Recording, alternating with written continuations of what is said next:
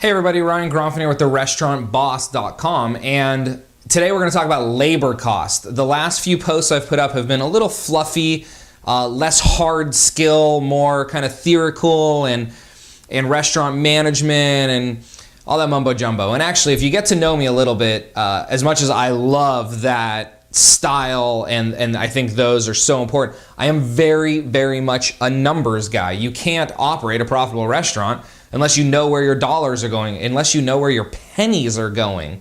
You cannot operate a profitable restaurant. However, I also know that in order to move your needle, and to move it quick and fast, there are some other things that we need to talk about in your restaurant, which are really why the chains are kicking our butts out there sometimes. So today's different though. Today is going to be numbers. Today is going to be labor cost.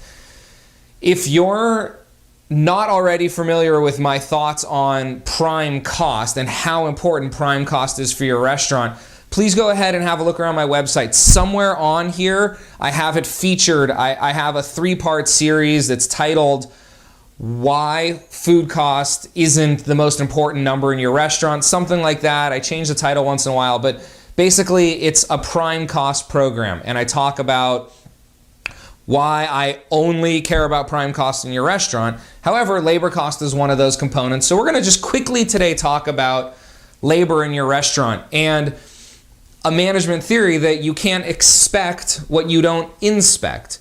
You can't expect what it is that you don't inspect. So today we're gonna talk about a very, very quick way to inspect your labor. If you're not currently using any kind of daily labor tracking system, program, spreadsheet, whatever it is, this is where I want you to start. It's extraordinarily simple. There is a lot missing from here, but if you're not even tracking labor on a daily basis, start with this. Build a very simple Excel spreadsheet. Monday through Sunday, total, front of the house, back of the house. You might have another category. Maybe you want bar here, maybe you have bar and catering. You know your restaurant better than I do, but just for simplicity, front of the house, back of the house. Now, let's assume that on Monday, you ran $500 in front of the house labor and $500 in back of the house labor for $1,000. Okay, now depending on what your labor cost goals are, and you may not even have labor cost goals at this point, and that's fine. If you don't, go ahead and shoot me an email. Let's talk about that a little bit, or do a little bit more research. Again, look at my prime cost video because it's going to be really important. But here's the thing to keep in mind. Now you know you did $1,000 in labor today, and you'd probably put a sales category or something here, but let's assume you did $3,000 in sales that day. Quick math means you're running a 33% labor cost. That may be great. I don't know. That may be horrible for you. I don't know. I get so many questions. Is this a good labor cost? Is this a good labor cost? Is this a good food cost? Watch that training series. I'll talk about all that. I don't know. But that's the reality, and that's not actually including your taxes and your insurance and your benefits and all that, and we'll get to all that later. Again, I told you this is very simple. I just want you to start tracking it. We can get into more details later. The point is though, let's assume 33% is high for you. If you wait till your month is over, if you wait till your week is over, but if you wait till your month is over, there's nothing you can do now. You're in reaction mode. You're not proactively running your business. You're reacting to it. So here's what you could do. Maybe that's a bit high for you. Well, you better call someone off tomorrow, unless you're scheduled to do more business tomorrow. But this way, if you're tracking labor on a daily basis, when you start coming into your busy Friday, Saturday, Sunday, then you can start making adjustments throughout the week to make sure that you hit whatever your goal is. I don't know what your goal is, but make sure that you are inspecting labor daily and make sure that you're active, that you're calling people off, that you're calling people in, that you're running where you need to be. You can't do anything about it later, and it may not seem like a lot, but let me tell you, 50, 60, $100 a day in labor, 20 or 30 bucks a day in labor. Let's take $10 a day in labor.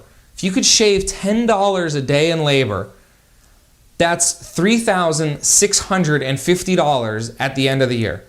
That's a trip to Hawaii. That is a trip to Hawaii. Is it worth the 10 minutes a day so that way you can go to Hawaii next year? Save $20 a day on labor. That's a trip for you and your spouse to Hawaii. Save 50, you're taking the whole family to Hawaii and all you had to do was save $50 a day. I can't tell you guys how important this is. Track your numbers on a daily basis, know where you're at. Even if you don't know what to do with them yet, contact me. We can figure that out. But start tracking them. Simple, simple, simple. That's fine. I know there's stuff missing here. Sorry, I know this went a little long. Just wanted to stress to you how important it is. Again, this is Ryan Gronfman with The Restaurant Boss. If you're watching this video somewhere other than on my website, head on over to therestaurantboss.com. Give me your first name and a good email address so we can keep sending you out this awesome information as soon as it's available, as well as other offers and great training and things that I only do for my members. So as always, comment below, send me an email, like us on Facebook, follow me on Twitter or Instagram. Look forward to hearing from you soon. I want to hear about your restaurant. How can I help? What's going on in your world? This is Ryan Gronfman with The Restaurant Boss saying thanks and have a wonderful day.